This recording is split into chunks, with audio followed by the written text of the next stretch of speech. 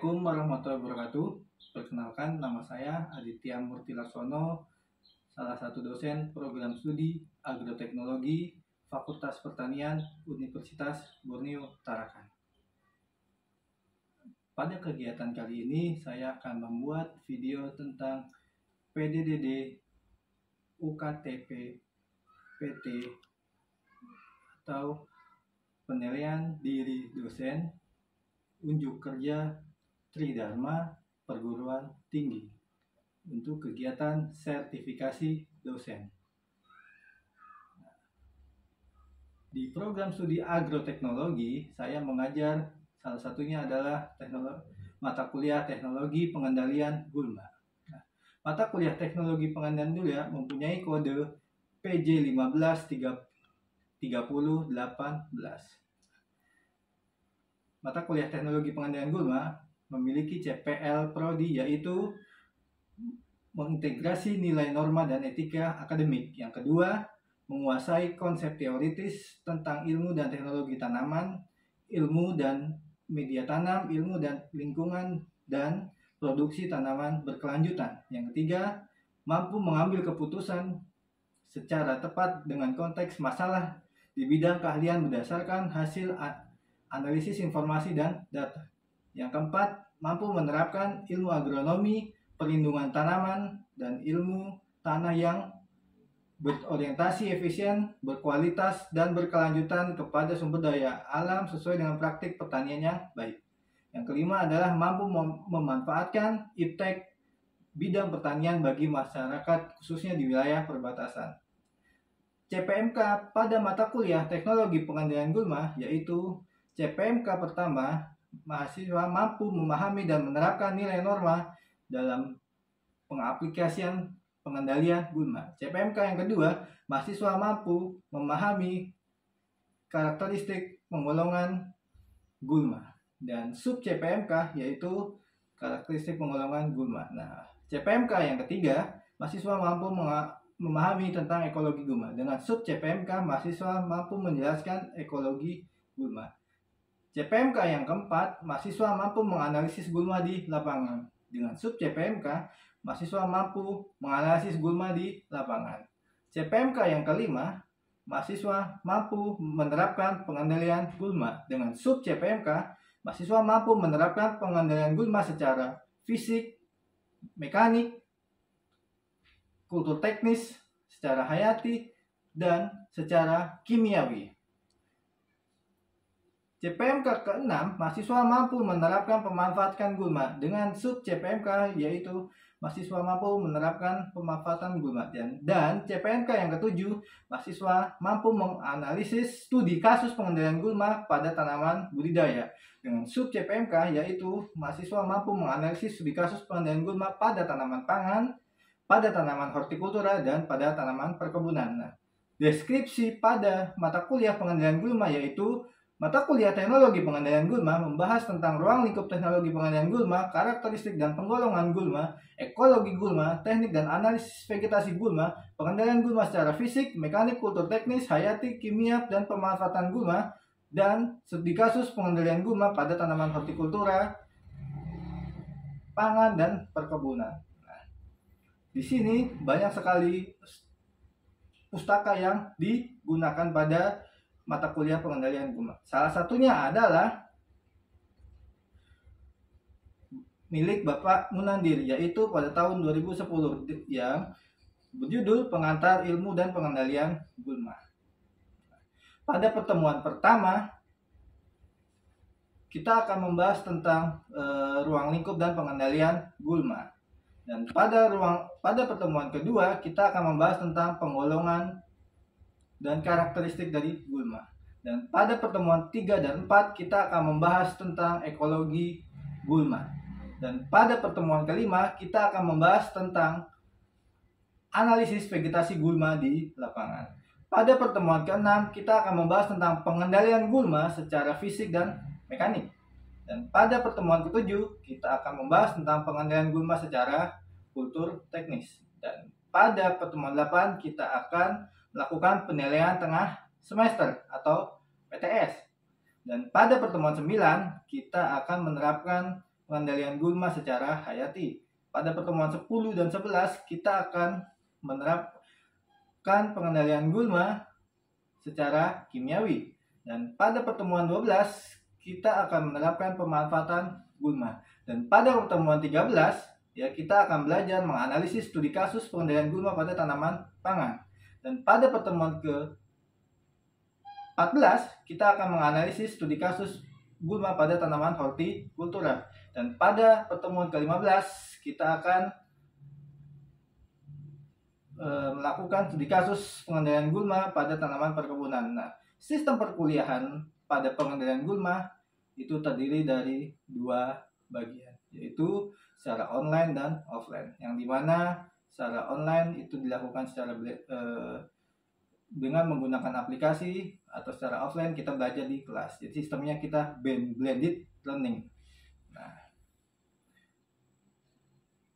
oke, itu materi yang akan diajarkan selama mata kuliah pengendalian gulma. Komponen penilaian pada teknologi pengendalian gulma terdiri dari PTS yaitu sebanyak 5%, PAS sebanyak 10%, kuis sebanyak 5%, dan partisipasi dan proyek selama kegiatan berlangsung dari pertemuan 1 hingga pertemuan 15 sebanyak 80%. Berikut adalah pembelajaran video di kelas secara offline. Yuk kita saksikan video pembelajaran di kelas secara offline ini.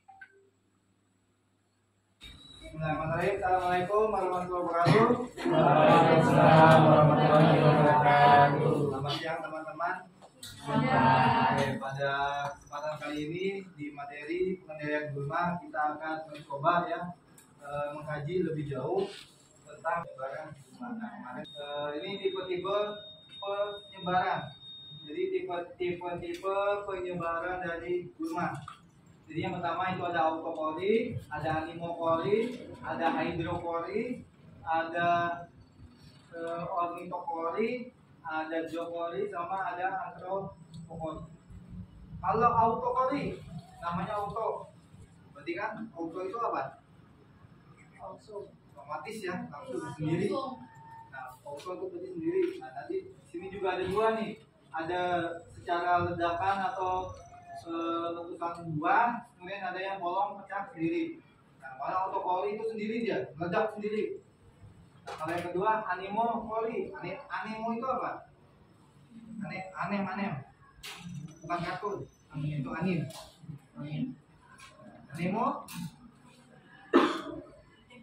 angin. Ya.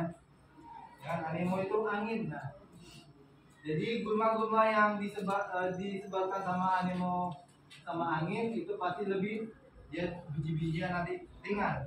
Kemudian yang 3 hidro. Itu apa hidro? Air ya. Jadi nanti yang tipe air ini ada 2 biji tipis dan ringan sama punya fragmentasi biji. Kemudian yang keempat ornit. Ornit itu apa? Ornit serangga, hewan, burung. Ya, itu ornit. Nah, kalau misalkan dia tipe ornit pasti apa? Rasa buahnya pasti manis. Makanya kan ada lebah yang mau menginjak, ya, ada burung yang mau makan, jangan ada semut yang mau makan. Ya, makanya tipenya pasti daging yang melekat sama rasanya dia manis. Makanya datanglah hewan-hewan, misalkan serangga, semut, lebah, dan yang lainnya. Zookori dan yang terakhir anthropokori. Anthropokori itu ada dibantu sama manusia. Kalau zookori itu nanti di dalam ada kesulitan dari si gulmanya. Nanti kita lihat di sini ya. Ini yang autokori. Jadi autokori itu adalah meledak ya, aktivitas meledak atau kekuatan sendiri dan dia meletus. Jadi si gulmanya yang ini ya. Nah, ini banyak nih kalau di pinggir-pinggir jalan teman-teman perhatikan yang warnanya cantik ya. Nah, yang pinggir-pinggir jalan di sepanjang jalan tuh, nah ini banyak. Nah, ini nanti dia akan meledak di sini. Nah, buah-buah kecil yang ada di sini dia akan tetap di sini. Nah, ini contoh yang lainnya. Ini juga ya, ini banyak. Nah, ini juga akan meledak dia di situ. Jadi ketika dia sudah kuat, si buahnya ini dia akan pecah, meledak. Nah, kemudian yang kedua kolong tua yang pecah. Tadi buahnya, tapi yang kedua ini bentuknya kolong. Nah, yang pertama itu bentuknya buah, yang kedua dia bentuknya kolong. Nah, jadi kebanyakan adalah dari tanaman jenis famili Leguminosae. Nah, jadi kolong-kolong yang ada kayak begini nih, yang di sini, nah, berbentuk kolong yang kalau misalnya kayak contohnya kacang panjang ya, kan itu kan ada kolongnya, itu kan di dalamnya itu ada biji-biji kacangnya. Nah, ini kalau ketika dia sudah tua, dia bakalan meledak, pecah sendiri. Nah, ini contohnya juga banyak tanaman yang lain. Nah, ini contohnya yang tanaman yang berpolong. Ini yang kemarin saya bilang bunga buku, yang ininya ada tiga ya, jadi sini ada tiga.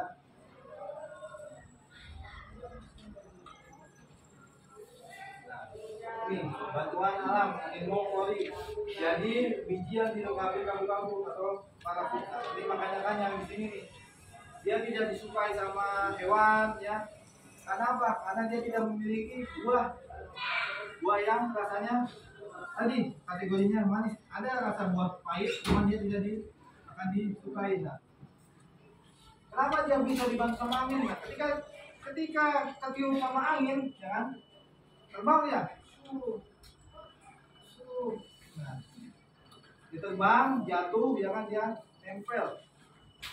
Nah, mungkin salah satu contohnya ini ya, si alang-alang di Parata ketika yang praktikumnya kelas 11 A1 ya. Nah, cara ngakunya bagaimana kalau mau menjadikan ini? Nah, si sabut-sabutnya itu kita harus copotin dulu.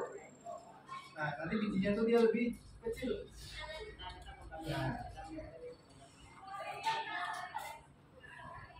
ini yang hidroponik yang di air. Jadi yang di air ini ada juga bunga yang tumbuh ya, ini namanya Miconus claris lapa. Atau apa ini? Nah, yang bisa kita makan.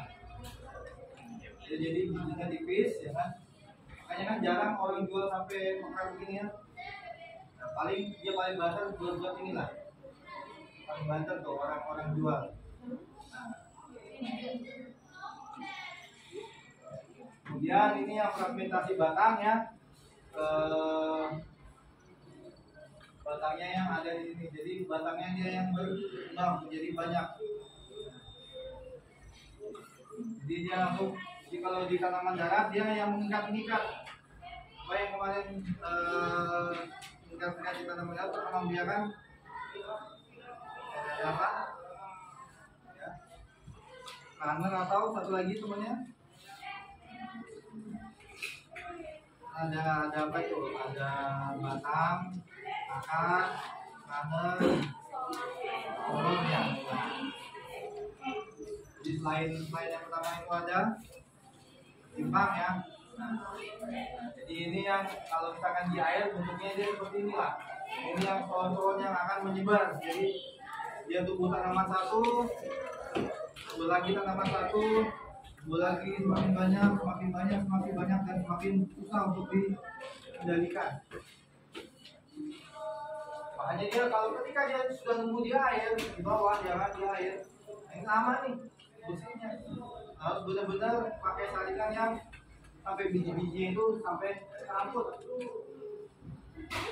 Nah, ini juga yang tadi ya, bentuknya. Ini model pembesaran kayak begini. Nah, ini untuk yang lainnya. Nah, ini untuk tanaman pistia. Ini juga banyak digunakan. Ya. Dan ini juga ada, cuman jumlahnya dia tidak terlalu banyak dengan pistia. Nah, jadi bedanya apa dengan pistia? Nah, kalau yang ini kan bulat-bulatnya ada di sini. Kalau pistia bentuknya kayak kita tanam pakcoy, dia akan mengembang. Nah, kalau ini dia bentuk bulat-bulat ya. Nah, kalau genjer kan bulat ada daun, ada buntutnya ini. Kalau ini buntut aja bentuknya begini. Jadi makanya disebut fragmentasi batang. Nah, ini ya dengan bantuan makhluk hidup. Karena apa? Karena mempunyai dagingnya manis dan enak biasanya kan. Makanya ada semut kah, ada apa namanya tadi, lebah kah, burung kah yang makan dari biji-biji guma. Nah kalau misalkan semut bagaimana cara penyebarannya? Nah, dia makan ini kan, dia guma ini punya masih ingat alat kelamin jantan sama betina, punya serbuk sama benang sari. Nah, dia nempel di kaki-kakinya, ya kan?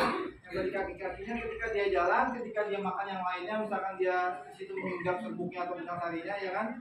Dia nempel ke putik. Nah, nempel ke putik, makanya jadilah pembuahan di sini. Nah, jadilah pembuahan. Nah, kalau lebah bagaimana? Sama begitu juga. Nah, kalau burung bagaimana? Burung kita makan keluarnya dalam bentuk kotoran. Nah, dia tumbuh tanamannya baru lagi. Nah, dia dalam bentuk, kalau burung kan dia makan guma dalam bentuk kotoran yang baru lagi, dia tumbuh baru tanamannya baru. Makanya mereka menarik perhatian karena memiliki rasa buah yang manis. Ini yang jokoli ya. Ini termasuk yang agak lambat ya, agak lambat untuk boleh dikatakan kategori C lah, bukan kategori D. Belum masih C. Nah, karena apa? Karena bijinya itu susah dicerna. Kenapa dia susah untuk tumbuh? Karena di sini dia punya selaput-selaput yang kecil. Ketika ini penuh dengan selaput-selaput ini, dan ketika air itu tidak masuk tadi proses imbibisi, dan tidak masuk ke dalam inti sel, dia nggak akan bisa pecah. Caranya bagaimana? Kalau mau secara dibantu sama manusia, kita cabutin dulu. Kalau mau secara alam, dia bakalan kuat dengan sendirinya. Dan prosesnya dia lebih lama. Makanya dia termasuk kategori tipe C. Nah, makanya di sini bijinya dia sulit tumbuh. Karena apa? Karena punya akar-akar yang ada, bukan akar ini, penghalang rambut putih yang ada di dalam dari si biji ke. Kemudian yang kedua ada di jokoli adalah jokoli. Nah, ini yang lebih sulit lagi. Kalau tadi bentuknya tipis-tipis, kalau ini dia banyak pengaitnya, teman-teman. Jadi pengaitnya dia lebih lebar-lebar lagi dia. Nah, dia harus lebih lebar lebih, makanya dia harus betul-betul lama untuk dibedakan. Ini makanya di alat kelaminnya ya kan, di bijinya dia ada alat pengaitnya. Ini adalah penghalang untuk dalam berreproduksi.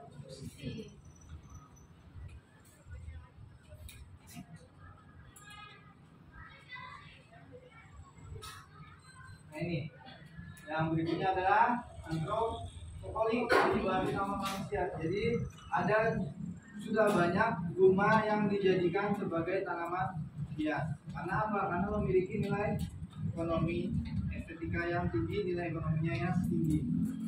Ini salah beberapa contohnya. Jadi karena si bunga-bunganya cantik, ya kan? Nah, karena dia sulit, kalau misalkan di tanaman budidaya itu adalah anggrek. Anggrek itu kan sulit tuh, lakukan sendiri, dia harus dibantu sama manusia. Nah, begitu juga sama ini. Nah, ini kategori guma tipe D.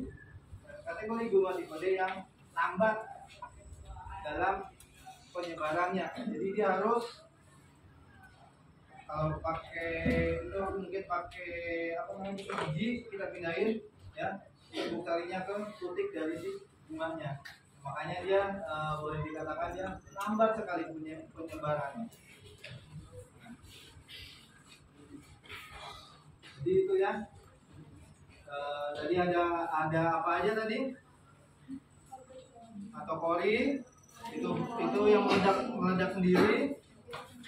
anemopoli itu dengan bantuan angin, terus hidropoli air, ornitopoli dengan bantuan makhluk hidup ya, serangga, burung dan lain-lainnya. Terus zoopoli, nah, yang agak sulit penyebarannya, dan yang terakhir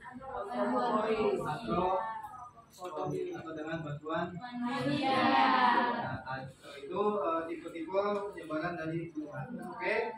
Nah, setelah ini teman-teman kita bikin kelompok ya, kita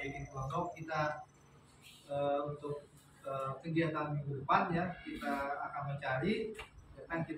mencari si masing-masing itu. Nanti ada yang tipenya dari mencari anemopoli, ada yang mencari zoopoli, ada yang mencari antropopoli, ada yang mencari hidropoli.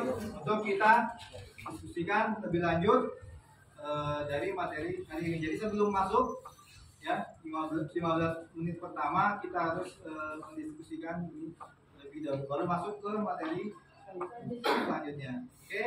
Oke. Mungkin ada yang mau ditanya tentang anemopoli dan lain-lainnya. Anemopoli, antropoli, autopoli. Jadi makanya gulma itu sangat sulit sekali untuk dikendalikan ya. Kita sudah kemarin belajar tentang perkembangbiakan, kita juga sekarang sudah mulai belajar tentang penyebarannya. Nah, jadi penyebarannya, perkembangbiakannya itu ada vegetatif sama generatif. Perkembangbiakannya itu ada 7 ya tadi ya. Nah, ada itu. Nah, jadi itu makanya gulma ini sangat sulit sekali untuk dikendalikan. Oke, karena sudah sore ya, sudah jam 3 ya. Nah, kita akhiri.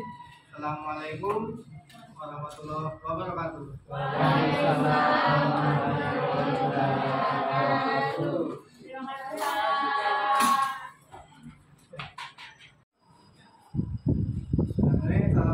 warahmatullahi wabarakatuh. Waalaikumsalam warahmatullahi wabarakatuh. Selamat pagi teman-teman.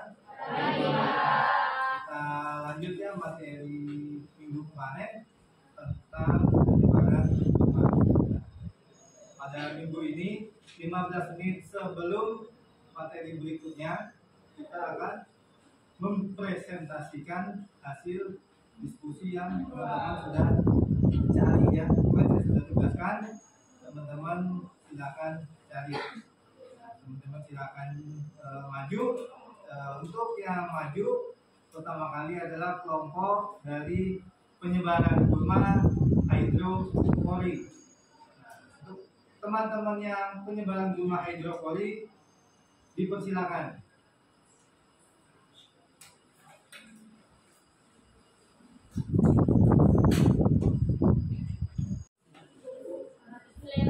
Assalamualaikum warahmatullahi wabarakatuh.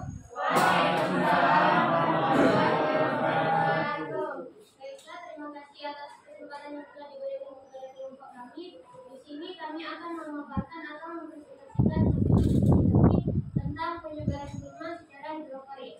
Di mana teman-teman dapat lihat di atas bahwasanya penyebaran secara hidroponik itu merupakan penyebaran gulma dengan adanya larutan air. Nah, di mana pada penyebaran secara hidroponik terbagi atas dua. Untuk untuk jenis gulmanya, di mana untuk jenis gulma yang pertama yaitu gulma yang memiliki biji yang tipis dan ringan.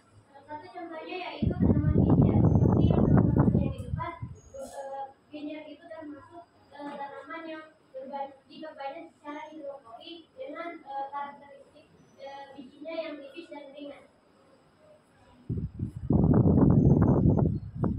Kemudian teknik yang kedua ada fermentasi batang, di mana fermentasi batang itu terjadi pada tanaman-tanaman yang memiliki maka dapat berkembang biak secara solar. Contohnya di sini adalah Salvina molesta. Kemudian jenis tanaman air lainnya yaitu